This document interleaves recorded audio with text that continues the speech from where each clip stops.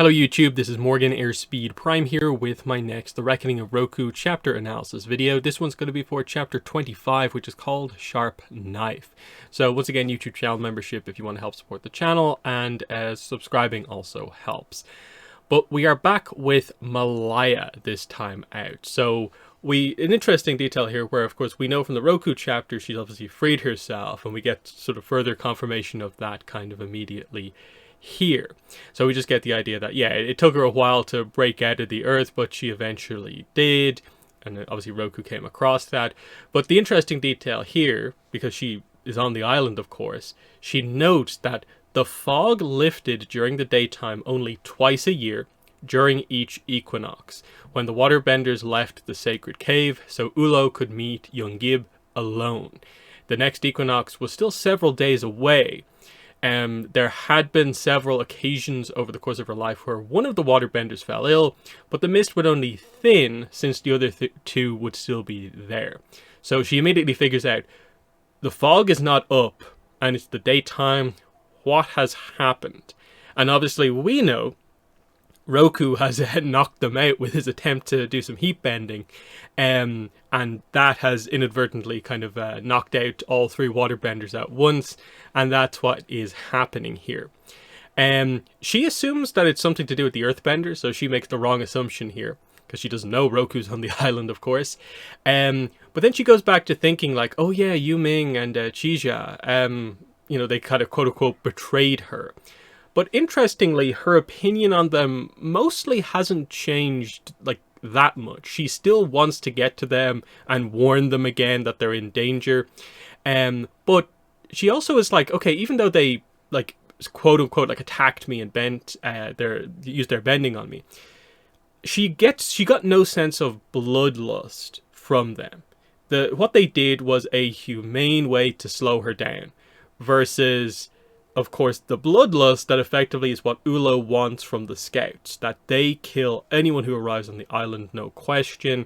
So her opinion on the outsiders is still one of being very open about the kind of situation overall.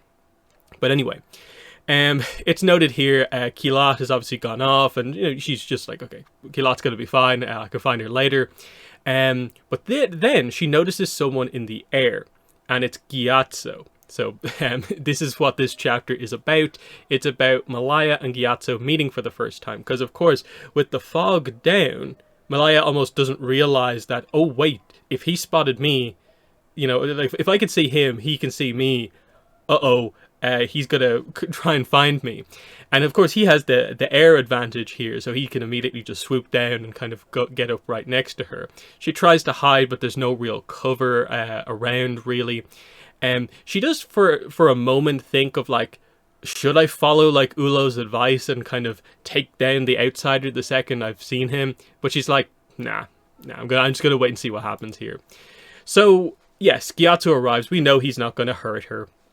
So he comes up and is immediately just like, cool knife, and she's like, sharp knife. So that's where the title drop ends up happening. And what we effectively get here is view Gyatso in this situation as like Aang when Aang meets other people. He just has this charm to him that disarms any situation, and kind of people can't help but get along with him. That's kind of what's going on with Gyatso here with Malaya. So because of what happened with, you know, Yu Ming and Chija, she's a little bit more cautious around Gyatso, like trying to talk to an outsider again. But it goes, you know, pretty well, even though she keeps her guard up for most of the chapter, and there's, you know, time to develop what we're doing here. Because, of course, this is where the plot is going, of like, okay, made an interesting choice. Pairing Malaya up with Gyatso, interesting. While, of course, Roku is in with the rest of the clan, basically. So, yeah, he starts speaking. And, like, she doesn't speak for a while here, as he just starts, you know, just all this information coming out about Roku. This is why I'm here. Have you seen him? This is what he looks like. He has hair that's like the same color as yours, but not the same hairstyle. And this whole thing. And then, like, there's just this pause as he realizes, oh, sorry, that was a lot. I tend to ramble when I'm nervous. Let me start over. I'm Gyatso, air nomad, Southern Air Temple. No threat to you. I'm a pacifist. Me and my friend came to the island and we got separated, and I'm trying to find him. So straight away, Gyatso is trying to find Roku. So now that Gyatso has had a chance to calm down after the outburst that sort of caused the two of them to go their separate ways, Gyatso is trying to find Roku again. So that is just interesting by itself, highlighting that he did get very heated when that argument ended up happening, of course. So she asks some questions. Why did you come here? Gyatso says, oh, it's complicated. How did you get separated? Also complicated. How did you find the island? And Gyatso's like, oh yeah, a map. You know, it was written in a secret code, but, you know, it was a bit of luck, but we had a map. That's how it happened. She does introduce herself finally. I'm Malaya. And she confirms that, yes, I'm a native to this island. I live here overall. But of course, she still is quite suspicious overall. So Gyatso's kind of like, okay, do you mind if I sit down? You know, flying takes a lot out of me. So straight away, like, his airbending kind of working. So that's nice to know. In the heat of the moment, to do what he needs to do, it is actually working here. So that's nice. He tries to get her to sit down kind of next to him, but she's just like, no. He then picks up a fruit and is like, hey, is this star fruit here? Is it safe to eat? And she says, the skin is toxic, but if you kind of carve out the center, you can eat that. And he's like, oh, glad I asked. And he's like, may I? Like, as in, like, can I use your dagger, your special dagger to, you know, cut it out? But she's like, no. And he's like, later then, I wonder if they'd make a good pie filling. And Malaya's like, pie? Like, as what's that?